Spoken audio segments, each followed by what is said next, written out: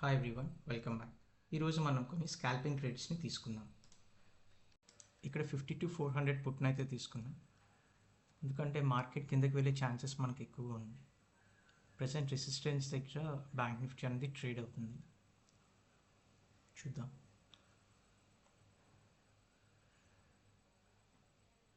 And అలానే stop loss కూడా మనం ప్లేస్ చేసుకోవాలి. ఇన్ కేస్ మార్కెట్ కనుక మనం అనుకున్న వైపు కాకుండా ఆపోజిట్ వైపు మూవ్ అయిందంటే బిగ్ లాసెస్ నుంచి మనల్ని సేవ్ చేసుకోవాలి. కాబట్టి స్టాప్ లాస్ అనేది చాలా ఇంపార్టెంట్.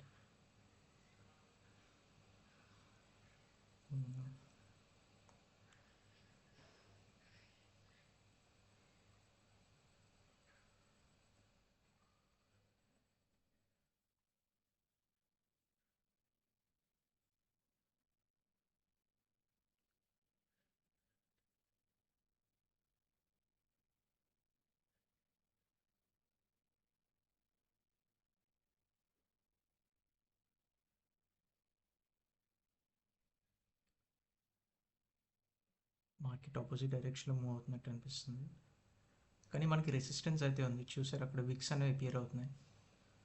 స్ట్రాంగ్ రెసిస్టెన్స్ అయితే ఉంది ఆ ప్లేస్లో. సో మనం హోల్డ్ చేద్దాం.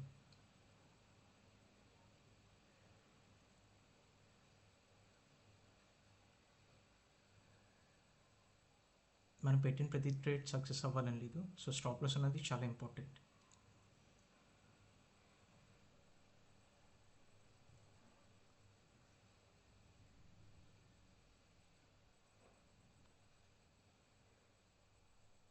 సో స్టాప్ లాస్ అయితే ప్లేస్ చేశాను ఇప్పుడు, ఎందుకంటే మనం మార్కెట్ అనుకున్న వైపు వెళ్ళేలా అనిపించడం లేదు.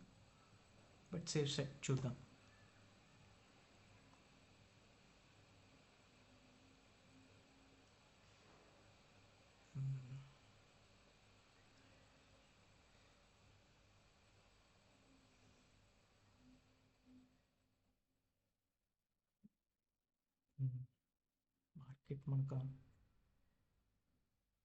మార్కెట్ కిందకి మూవ్ అయ్యే ఛాన్సెస్ ఉన్నాయి.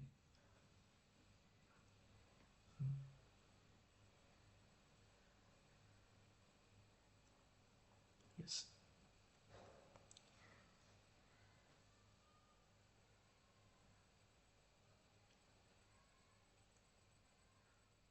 సో లాస్ట్ 3-4 క్యాండిల్స్గా కన్సోలిడేట్ అవుతుంది కాబట్టి నెక్స్ట్ వచ్చేది బిగ్ మూవ్ ఉంటుంది.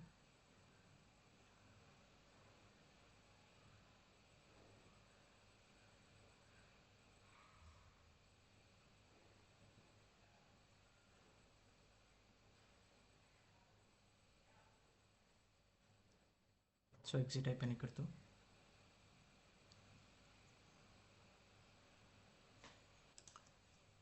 ఇప్పుడు సెకండ్ ట్రేడ్ ప్లేస్ చేస్తున్నాను.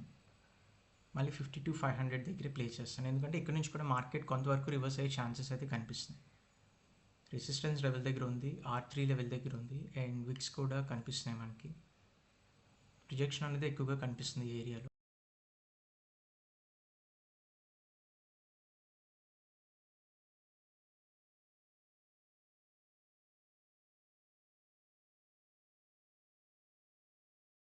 ఇక్కడ ఆర్డర్ని అయితే ప్లేస్ చేశాను.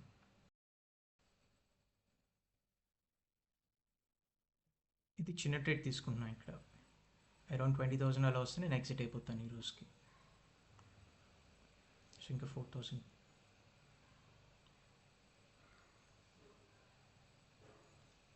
ఇంకొక 1,000 వస్తే నేను ఎగ్జిట్ అయిపోతాను. ఇంకా around 20.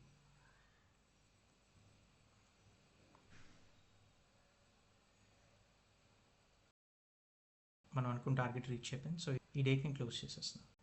For more videos please subscribe to my channel. Thank you.